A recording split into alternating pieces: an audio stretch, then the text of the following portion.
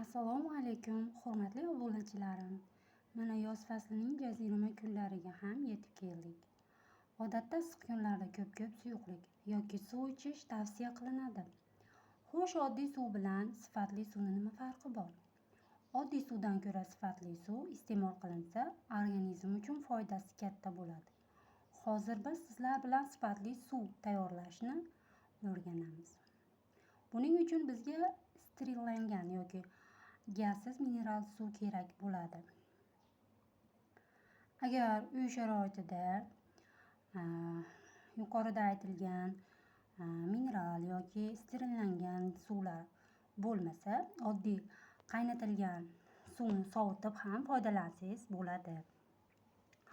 Xo'sh, sterillangan mineral yoki mineral suv agarda topilmasa, qaynatib sovutilgan suvni olasiz, 2 litr bankaga solasiz va bitta limon kerak bo'ladi. Limonni o'rtasidan teng 2ga bo'lib, mana ko'rishingiz mumkin. Men tayyorlab limonni bo'lib bankadagi suvga soldim. Siz ham xuddi shu ketma-ketlikda bankadagi suvingizga limonni o'rtasidan teng 2ga bo'lib solasiz. Albatta limon yuvilgan bo'lishi kerak.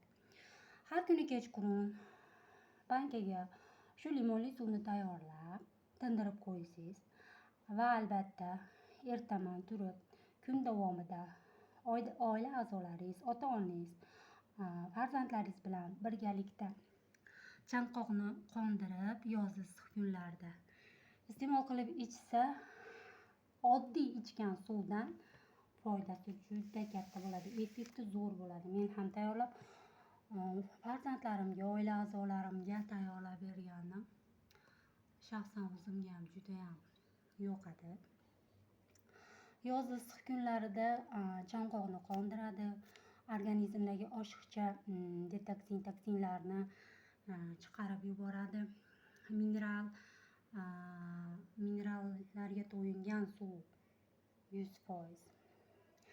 Ma'lumki, hozirgi yozgi jazirama issiq kunida issiq havoda yursa, ko'pchilikda kuzatilyapti, yuragi tez urib ketishi yoki bo'lmasa issiq havoda nafas yetishmasligi, nafas qisishi, shularni deyarli darajada, masalan, oz miqdorda bo'lsa ham shunaqangi yurakni tez urib ketishi, nafas qisishi, shunaqa holatlarni oldini oladi. Shunaqa suvlarni tayyorlab ko'p ichib yursangiz kun davomida.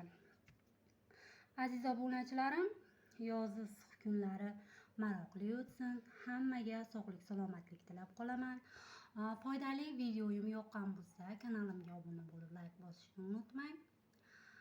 Albatta, sizlarni juda hurmat qilaman. Sog'lik hamrohingiz bo'lsin.